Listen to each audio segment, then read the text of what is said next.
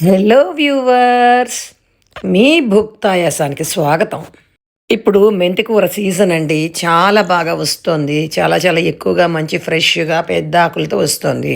మెంతికూరతోని పొడి కూర ఎలా చేసుకోవాలో ఇప్పుడు చూద్దాం. దీనికి ముందుగా నేను ఒక 30 గ్రాముల వరకు కందిపప్పు తీసుకుని ఎర్రగా వేయించి, ఆ వేయించిన పప్పుని కుక్కర్లో పప్పు మునిగేలా నీళ్లు పోసుకుని ఒక కూత కూసాక 10 నిమిషాలు సిమ్లో పెట్టి ఉడికించుకున్నాను. ఇప్పుడు ఉడికాక పప్పు ఇలా బెత్తుగా వస్తుంది, పూర్తిగా ఉడకనట్టుగా. ఎందుకంటే పూర్తిగా ఉడికిపోతే మళ్ళీ మెంతికూరతో పాటు కొంచెం ఈ పప్పుని ఉడకబెడతాం కాబట్టి అలా ఉంటేనే కూర విరవిరలాడుతూ వస్తుంది. పెద్ద కట్ట మెంతికూర తీసుకున్నాను. అది ఒలుచుకుని సన్నగా తరుక్కుని పెట్టుకోవాలి. ఇప్పుడు మూకుడు పెట్టి దానిలో కొంచెంగా నూనె వేసి మినప్పప్పు, ఆవాలు, జీలకర్ర, ఎండుమిరపకాయ ముక్క ఎర్రగా వేగాక ఇంగువ బాగా వేసుకోవాలండి. ఇది పప్పు కూర చాలా టేస్టీగా ఉంటుంది. ఇంగువ తర్వాత కరివేపాకు కూడా వేసుకుని ఆ పైన సన్నగా తరుక్కున్న మెంతికూరని వేసి పసుపు కూడా వేసి ఒకసారి కలిపి మూత పెట్టి మగ్గించుకోవాలి. ఈ మెంతికూర ఉడకడానికి ఒక 5 నిమిషాలు లోపే ఉడికిపోతుంది. ఇలా ఉడికిన మెంతికూరలో ఉడికించుకున్న ఈ కందిపప్పు వేయాలి.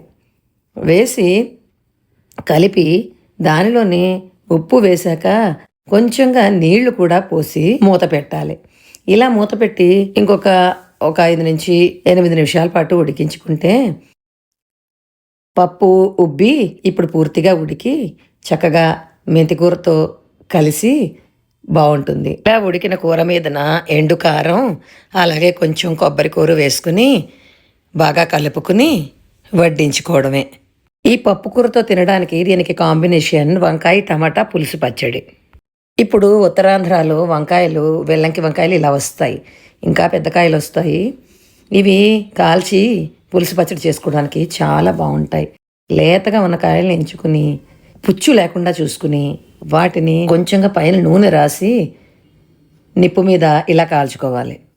ఇలా కాల్చుకున్న వంకాయల్ని వెంటనే చన్నీళ్ళ కింద పెట్టి ఒక 5 నిమిషాల పాటు ఆరనిస్తే తొక్క ఇలా వచ్చేస్తుంది ఊడి తొందరగా.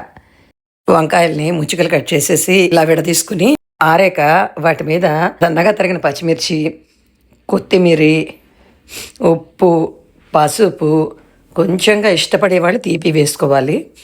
వేసుకుని చేత్తో బాగా ముద్దలా చేసుకోవాలి. ఇలా చేసుకున్న వంకాయ ముద్దని ఒక గిన్నెలో వేసి చిన్న కప్పుతో చింతపండు పులుసు తీసి దానికి తగ్గట్టుగా వేసుకోవాలి.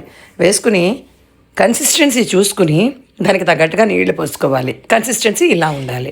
ఇప్పుడు దీన్ని పక్కన పెట్టి చిన్న మూకుడు పొయ్యి మీద పెట్టుకుని అందులో ఎండుమిరపకాయ, ఆవాలు, జీలకర్ర, ఇంగువ పోపు వేసుకుని కరివేపాకు కూడా వేసుకుని ఆ పోపుని దీని మీద వేసుకుని పప్పు కూరతో ఈ కాంబినేషన్లో తినడమే. Thank you.